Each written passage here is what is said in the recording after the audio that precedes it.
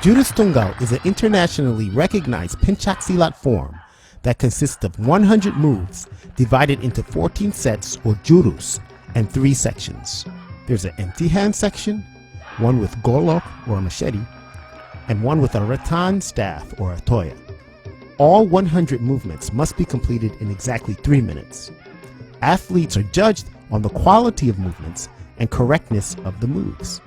Points are deducted for incorrect techniques, improper attire, exceeding or being shy of 3 minutes, dropping the weapon, or if there's excessive yelling or shouting during the form, or going outside of the boundaries.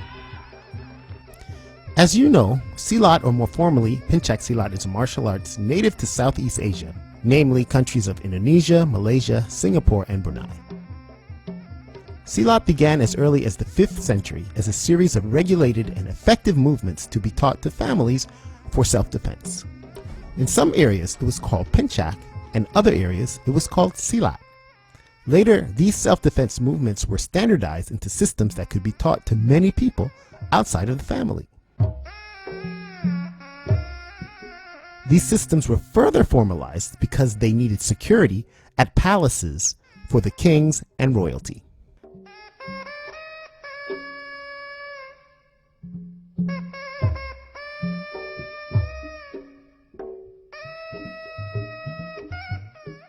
The sarong, or ikat dan kain samping, is a cultural dress that was worn formally by royalty, dignitaries, and palace security guards, many of whom were Silat masters.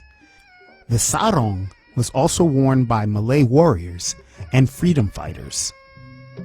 It's now the formal attire for Pencak Silat practitioners and is required for Jurus Tungal.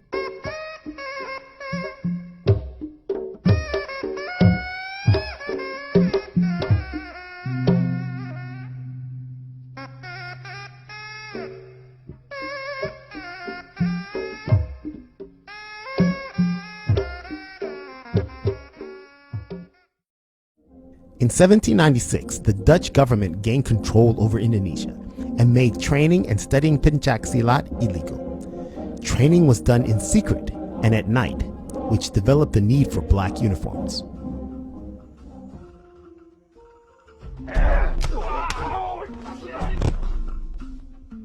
Later, in 1942, the Japanese occupied Indonesia, but allowed Pencak Silat to be practiced further and developed.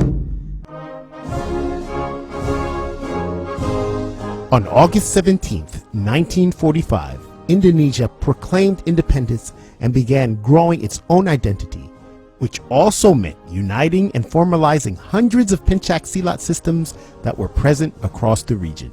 On May 18, 1948, IPSI, Ikatan Pencak Silat Indonesia, or the Union of all Pencak Silats in Indonesia, was formed, making it one of the oldest national martial arts organizations in the world.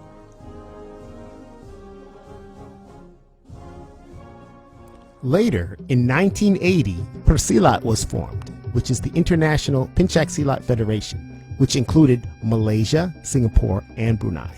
They began the difficult task of standardizing Pencak Silat techniques for use in competitions. Thus began the formation of Jurus Tungal. The technical team consisted of experts from various schools of Pencak Silat. Persilat brought in masters from Indonesia, Malaysia, Singapore, and Brunei.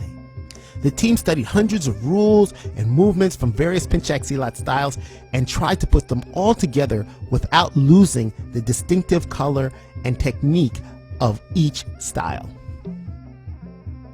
Jurus Tungal, which means the single or solo jurus, was also referred to as Jurus Tungal Baku, or the standardized solo jurus, and also as Jurus Wajib Tungal, or the mandatory solo jurus.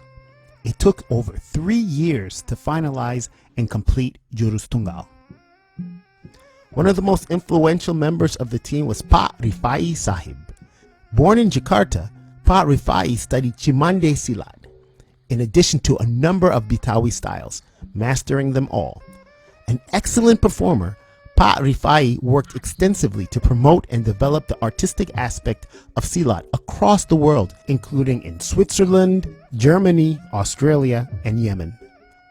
Pak Rifai would take the moves from each of the masters and expertly weave them together in a fluid set of movements known today as Jurus Tungal.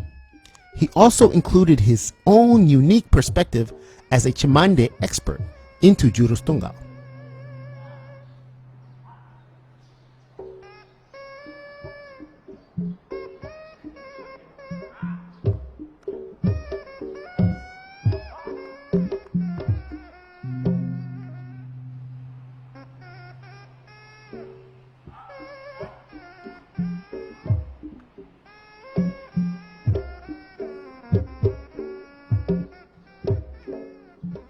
Pak Rifai passed away in 2014.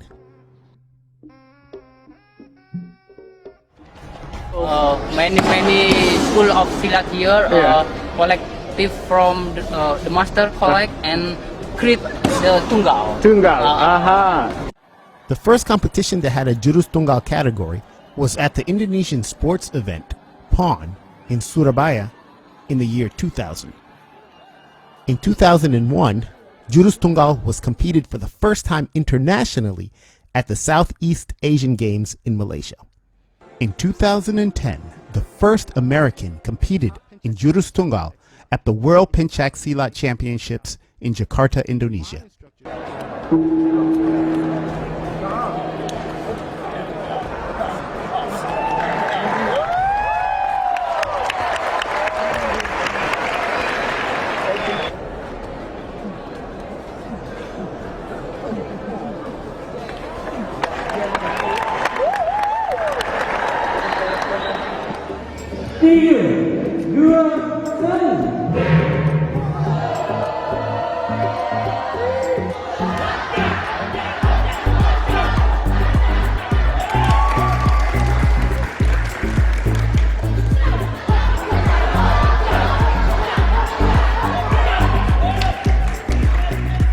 Although Jurus Tungal is performed silently, without yelling or shouting during the form, it has become a tradition for Pencak Silat teams to cheer on their competitor while he or she is performing Jurus Tungal, with the entire team yelling together at each strike.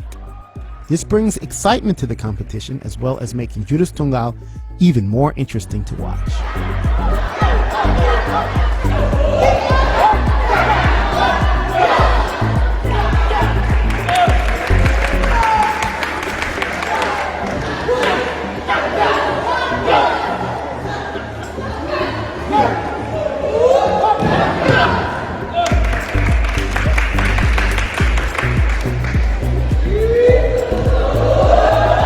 Jurus Tungal is now taught and competed in Pencak Silat schools and tournaments around the world, including right here in the United States of America.